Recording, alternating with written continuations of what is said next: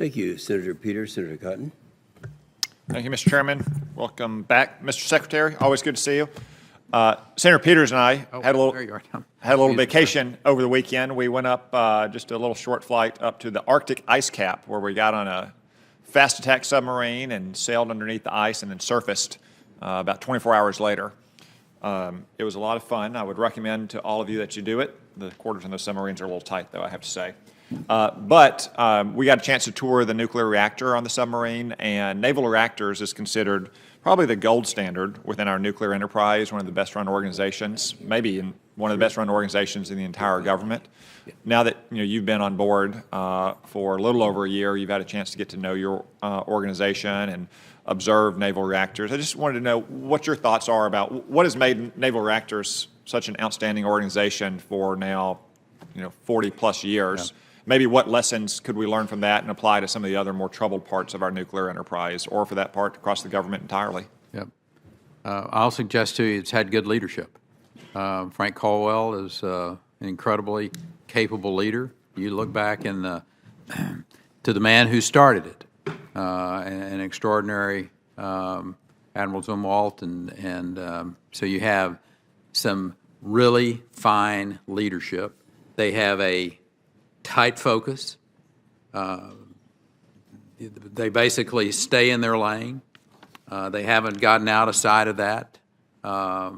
They have a mission, and Naval Reactors is as well run a operation as I've had the opportunity to. And that's not to say that there aren't some other places at the DOE and other areas of government that are not as capable, but I think your observation is very succinct, that they indeed are well run. Yeah, I agree. It's really important for an organization to have leadership. There's no substitute for it.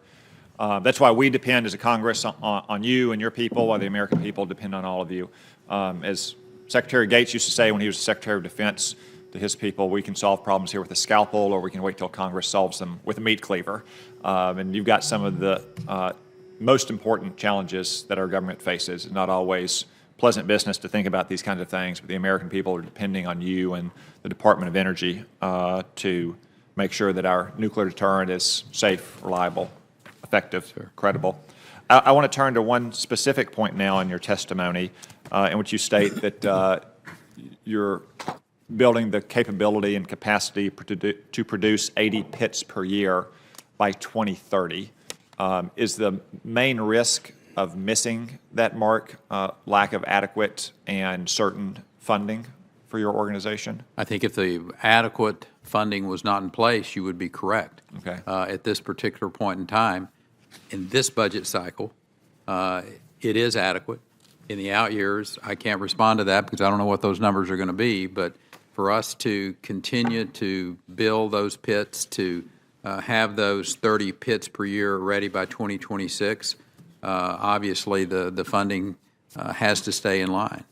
And if the threat from Russia and China and Iran and North Korea, potentially other now or future nuclear states, were to grow, and our leaders determine that we need to produce more than that number of pits per year, with additional funding, do we have the technical ability to achieve that? Yes. Okay, good. While we're talking about funding requirements as well, the Nuclear Posture Review, in addition to your testimony, observes that more than half of NNSA's infrastructure is over 40 years old. More than a quarter of it dates back to the Manhattan Project in the 1940s.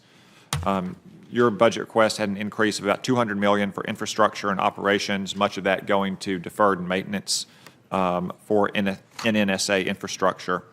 Secretary Perry, is the budget that we passed last month, the spending bill we may be on the verge of passing, going to give you the money you need to make real progress on this infrastructure backlog? Yes. Good.